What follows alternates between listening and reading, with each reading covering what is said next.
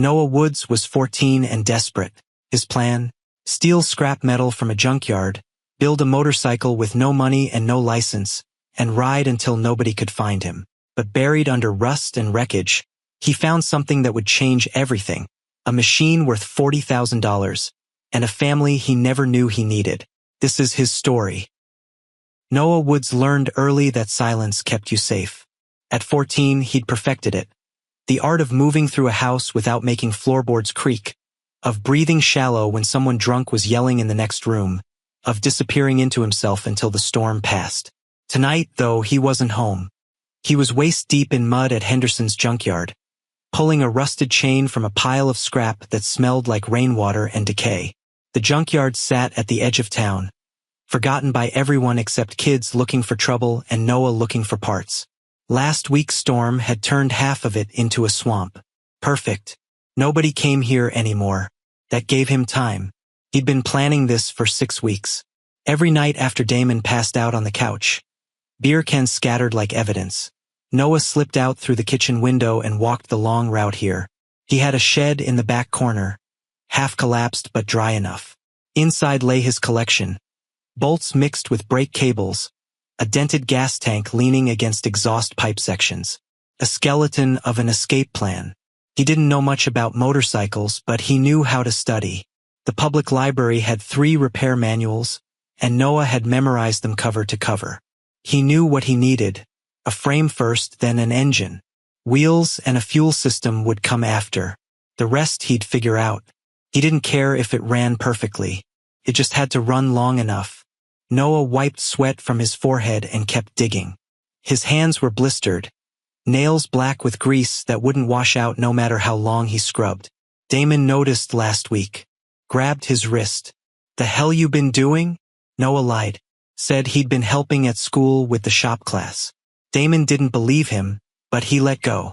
For now. That was 2 days before Damon put his fist through the bedroom door. Noah had locked himself inside after Damon started shouting about bills, about how Noah's mother never should have asked him to take the kid in, about how he was a burden nobody wanted. The door didn't lock anymore. Noah knew what came next. He'd seen it before, in the first foster home, where the dad's voice got quieter right before things got violent. He wasn't waiting around to see if Damon followed the same script. He dragged the chain toward his shed, boots squelching in the mud.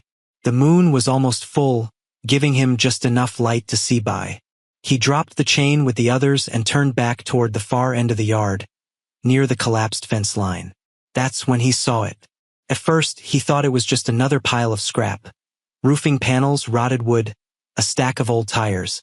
But something caught the moonlight wrong. A curve. A line too clean to be random. Noah pushed the panels aside, wood groaning under his hands. Beneath it all, half buried in mud and decades of rust, was a motorcycle frame. But not like the others he'd seen. This one was different, elegant. The lines were deliberate, almost artistic. Even covered in grime, it looked like it had been built by someone who cared. The metal was pitted and scarred, but the structure was still intact, strong, balanced, waiting. Noah crouched down and ran his fingers along the edge.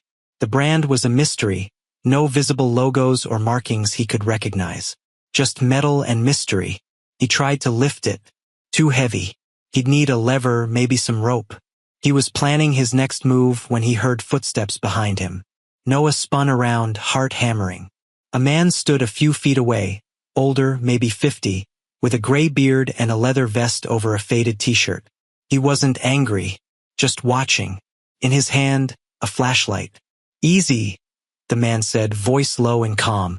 "I'm just dropping off some old batteries. Saw the light from your phone." Noah hadn't realized his phone was still on in his pocket, glowing faintly. Stupid. The man stepped closer, shining the flashlight on the frame. His expression shifted. Eyes widened. He crouched down beside Noah, silent for a long moment. Then he whispered, "Kid, do you know what you have here?" Noah shook his head. He'd stopped asking questions that made adults uncomfortable. Easier to stay quiet. The man ran his hand along the frame, almost reverent. "This is a Vincent Black Lightning. 1952, maybe 53. Only a few hundred ever made. Fastest production bike of its time. Collectors spend their whole lives looking for one of these. Noah stared at him. It's just a frame. The man's expression turned serious. This is something else entirely. He stood up, offered his hand. Name's Christian. I'm a mechanic. Ride with a club called Black Forge. And you just found something most people only see in museums. Noah didn't take his hand. Not yet. What do you want? Christian smiled, tired but kind. To help, if you'll let me. Noah looked back at the frame, half buried and forgotten. It looked out of place here, elegant among the rust. Noah understood that feeling. He met Christian's eyes. I'm trying to build a bike. To leave. Christian nodded slowly. Then let's build it right. The Black Forge Riders Clubhouse didn't look like much from the outside. A concrete box with peeling paint, 2 garage bays, and a hand-painted sign that had faded so badly you could barely read the name. But inside, it smelled like coffee, engine oil, and something that felt like warmth after years in the cold. Christian led him through the side door just after dawn. Noah carried nothing but the clothes on his back and a backpack with 2 stolen wrenches. He hadn't slept, hadn't gone back to Damon's house. He texted a lie about staying at a friend's place. Damon wouldn't check. Jude, Christian called out. Got a minute? A man looked up from a workbench in the corner. Tall, broad-shouldered, with graying temples and hands that looked like they'd rebuilt 1,000 engines. Jude wiped grease off his palms and walked over, eyes sharp. This the kid? Jude asked. Christian nodded. This is Noah. Found a Vincent Black Lightning in Henderson's scrapyard. Wants to restore it. Jude crossed his arms, studying Noah like he was deciding whether the kid was worth the trouble. You know how to work? I learn fast, Noah said. That's not what I asked. Noah met his gaze. I know how to follow instructions. I don't quit. Jude's expression didn't change, but something softened behind his eyes. Christian says you're trying to run. That true? Noah hesitated. Lying felt wrong here. Yeah. From what? Someone who doesn't want me around. Jude nodded slowly. You can work here. Under supervision. You pull your weight, you eat with us, you sleep in the back room until we figure something out. But if you steal, if you lie, if you bring trouble through that door, you're gone. Clear? Clear. Jude stuck out his hand. Noah shook it. Firm. Final. All right, Jude said. Let's see this miracle bike. They pulled the Vincent frame out of the junkyard that afternoon with a flatbed truck Jeffrey borrowed from a buddy. Jeffrey was younger than the others, still in his prime, with a sharp mind for logistics and a mouth that never stopped running. He talked the whole ride back about rare parts, auction prices, and some guy in Nevada who'd pay 6 figures for the right machine. Shut up, Jeff, Victoria said from the passenger seat. She was the only woman in the core crew, lean, tattooed, with a shaved head and eyes that missed nothing. She handled the books, kept the clubhouse running, and didn't tolerate nonsense. You're gonna scare the kid. I'm not scared, Noah said quietly from the back. Victoria glanced at him in the mirror. Good. You shouldn't be. We don't bite. Jeffrey grinned. Speak for yourself. Back at the clubhouse, they laid the frame on a workbench under bright overhead lights. Up close, the damage was worse than Noah expected. Rust had eaten through sections of the tubing. The welds were cracked. The suspension mounts were seized solid. This is going to take months, Christian said, running his fingers along a fracture line. Maybe longer. We've got time, Jude said. Then he looked at Noah. You ready to work? Noah nodded. Good. Step 1. Strip it down. Every bolt, every bracket. We need to see what's salvageable and what's scrap. Noah lived in that garage through the following weeks. He learned how to use a wire brush without tearing up his knuckles. How to soak rusted bolts in penetrating oil overnight. How to read the grain of metal to know where it would crack under pressure. Robert, the quiet one with medic training and hands steadier than a surgeon's, taught him how carburetors worked, the science of air and fuel, how timing was everything. Engine's just a heartbeat, Robert said one afternoon, holding up a disassembled carburetor. You get the rhythm wrong, the whole thing dies. Noah rebuilt that carburetor again and again, before Robert nodded approval. Victoria showed him how to organize parts, labeled bins, inventory sheets, photographs of every step so they wouldn't forget the order during reassembly. Chaos kills projects, she said. Respect the process. Jeffrey tracked down impossible components. A original Vincent transmission gear from a collector in Oregon. Brake drums from a guy in Wales who owed him a favor. Cables, gaskets, bearings, pieces of a puzzle scattered across continents. The Vincent transformed under their hands. The frame went out for sandblasting, came back raw and clean. They welded the cracks, reinforced weak points, painted it in the original black. The engine block arrived in pieces. Christian and Noah rebuilt it together over several long nights, torquing bolts to exact specifications, checking tolerances with calipers. Noah stopped flinching when someone walked up behind him. He started eating breakfast with the crew, eggs and toast that Victoria made every morning. He laughed when Jeffrey told a terrible joke about a priest and a carburetor. He fell asleep in the back room to the sound of wrenches turning and classic rock on the radio. One night, Jude found him sketching in a notebook drawings of engine layouts, custom exhaust designs, ideas he didn't have words for yet. "You've got an eye for this," Jude said. Noah shrugged. "Just trying to understand it." Jude sat down across from him. "You don't have to run anymore, you know? You've got a place here." Noah looked up, unsure how to respond. Nobody had ever said that before. "Finish the bike," Jude continued. "But know that the bike's not the only thing we're building here." Noah nodded, throat tight. Outside, the Vincent sat on its stand, chrome gleaming under the shop lights. Almost ready. Noah felt the same way. Lena arrived midweek with a laptop bag and questions nobody had thought to ask yet. She carried the weathered look of someone who'd seen plenty, lean and weathered, with a presence that made people listen when she spoke. Former investigative journalist, now writing with Black Forge and doing freelance work that paid just enough. She'd heard about the Vincent from Jeffrey, who couldn't keep a secret if his life depended on it. "Let me see the frame," she said, setting her laptop on the workbench. Christian pointed to the bike, now nearly complete. Engine installed, wheels mounted, fuel tank fitted. They were days away from the first test run.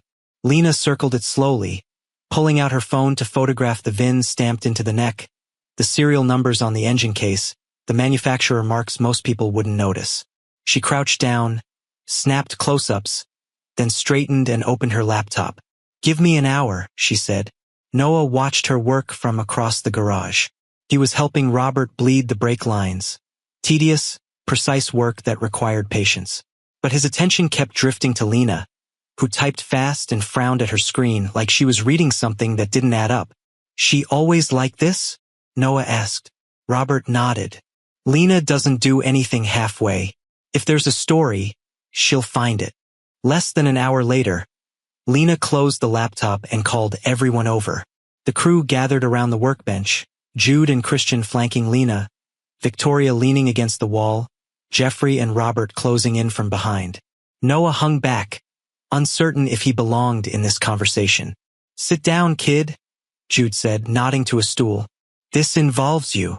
Lena pulled up a document on her screen. The VIN traces back to a bike manufactured in 1952, sold new to a collector in Connecticut named Howard Brennan. He kept it for 30 years, barely rode it. In 1983, it was stolen from his estate during a burglary. Brennan died shortly after. No heirs. The bike was never recovered. "So it's still stolen?" Jeffrey asked. "Technically, no. After Brennan's death, the estate was liquidated. No family claimed the bike because nobody knew where it was. It changed hands at least 3 times through under-the-table sales. We're talking cash deals, no paperwork. Then it vanished." Christian leaned forward. "Where'd it go?" "Best I can tell, it ended up with a private collector in Pennsylvania in the late 90s. Guy named Merrick. He had a barn full of vintage bikes. Place burned down years later. Most of the collection was destroyed. Insurance paid out on some pieces, but the Vincent wasn't on any official inventory. It was off the books."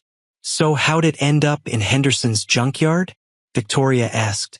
Lena shrugged. Probably sold for scrap after the fire.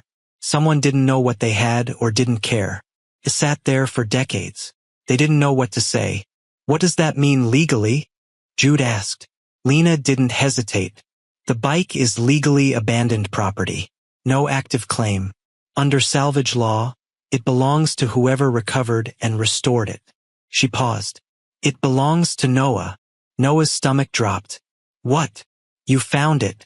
You brought it here. You worked on it.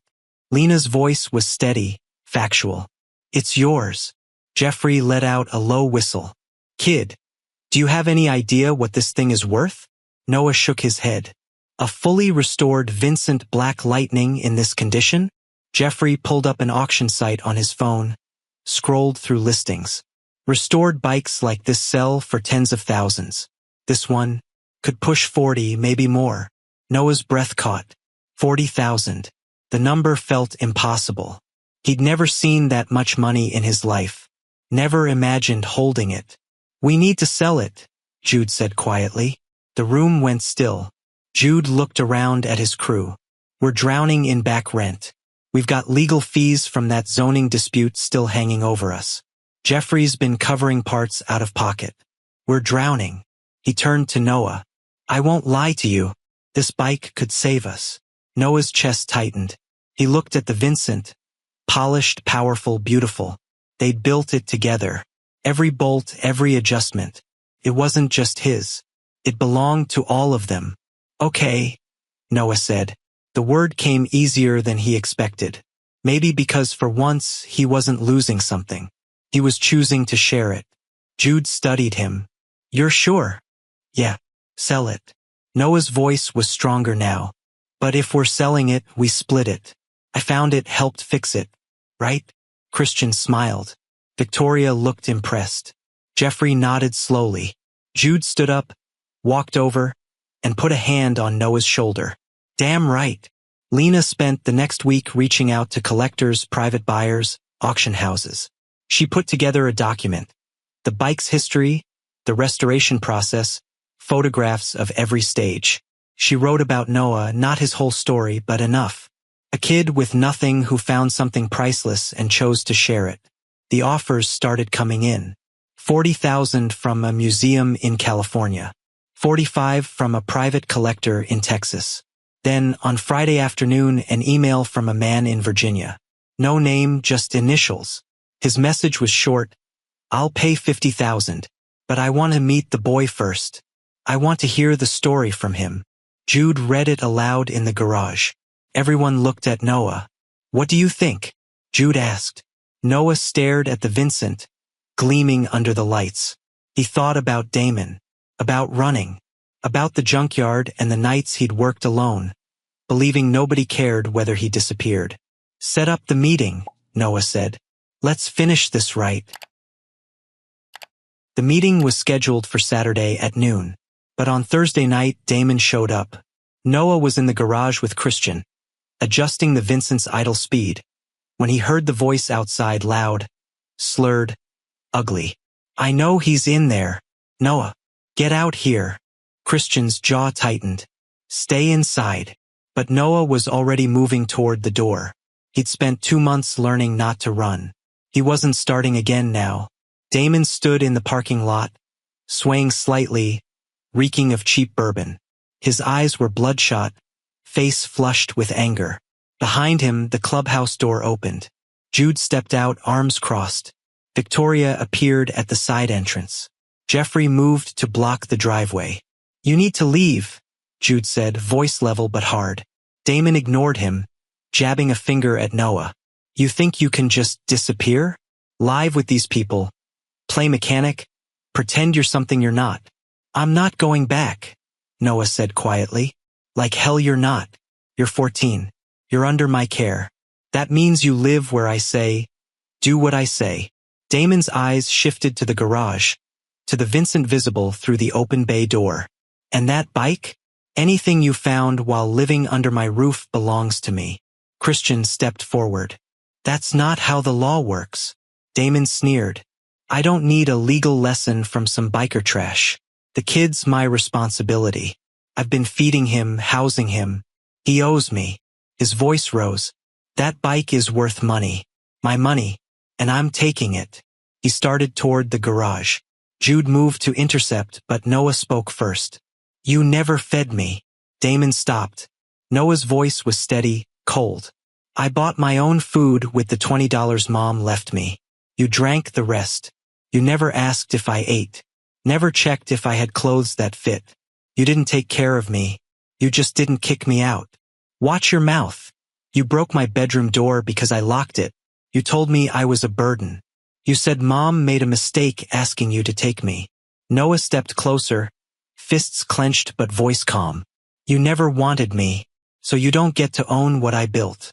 Damon's face went dark. He lunged forward. Christian caught his arm. Jeffrey grabbed the other. Damon thrashed, shouting obscenities, but they held him firm.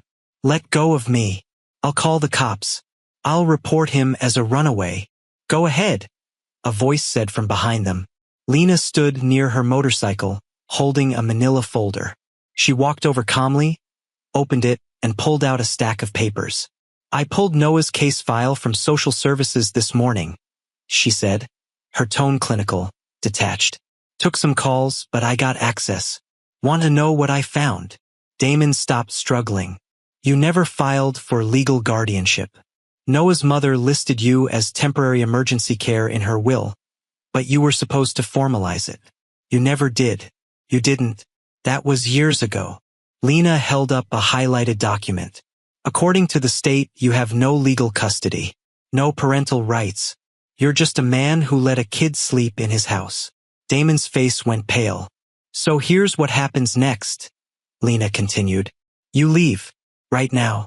And if you come back, if you contact Noah, if you try to claim anything that belongs to him, I make a call. Social services investigates why a 14-year-old was living in your home without proper documentation. They ask questions about neglect, about the drinking, about the door you broke. She stepped closer. How do you think that goes for you? Damon's mouth opened, closed. He looked at Noah, then at the bikers surrounding him, then back at Lena. This isn't over, he muttered. Yeah, Jude said quietly. It is. Christian and Jeffrey released him. Damon stumbled backward, tried to salvage some dignity, then turned and walked to his truck. He didn't look back. The engine started. Headlights swept across the lot. Then he was gone. Saturday arrived with blue skies and nervous energy. The buyer arrived in a black SUV, stepping out in jeans and a tailored jacket. He had silver hair and the confident ease of someone successful, with kind eyes and a firm handshake. His name was Martin. He walked around the Vincent slowly, appreciating every detail. Then he turned to Noah. Tell me about it. Noah told him. About the junkyard. The frame buried under scrap. The weeks of work, the people who helped, what it meant to build something when you had nothing. Martin's eyes never left Noah's face. He wasn't just listening to words, he was measuring the weight they carried. When Noah finished, he nodded. I'm offering $50,000. But not just for the bike. He looked at Jude. I heard what happened. With the uncle. I want to make sure Noah's safe. That he has what he needs. Jude started to respond, but Martin raised a hand. $52,000. Final offer. On one condition. The club uses what they need to stay afloat and Noah gets the rest. In a trust, if that's smarter. But it's his. Noah looked at Jude. Take what you need first. Pay the rent. Clear the debts. Kid, this place gave me everything, Noah said. Start there. Jude's jaw tightened, eyes wet. He put a hand on Noah's shoulder. You're not paying us back. You're building with us. Martin smiled. Then we have a deal. In the days that followed, the clubhouse was different. The rent was paid. The legal fees cleared. Jeffrey stopped covering parts from his own account. There was breathing room, finally. Noah's share sat in an account Lena helped him open. Enough for a future he was still learning to imagine. But the best part wasn't the money. It was the corner of the garage they'd cleared out. A workbench with his name on a piece of tape. A new frame on a stand, smaller, custom, his tools in a cabinet with a lock only he had the key to. Christian handed him a sketchbook. Start drawing. We'll build it when you're ready. Noah opened it to the first blank page. Outside, the sun set over the Black Forge Riders Clubhouse. Engines hummed. Laughter echoed. Inside, a 14-year-old boy sat surrounded by people who chose him, sketching a motorcycle he'd ride someday. He wasn't running anymore. Noah didn't just restore a motorcycle. He restored his belief that people can be worth trusting. That sometimes the most valuable things aren't what you find, they're who finds you. Would you have trusted the Black Forge? Let us know in the comments. If this story moved you, hit that like button, share it with someone who needs to hear it, and subscribe to embrace the journey for more stories that remind us why hope is worth holding on to. See you in our next video.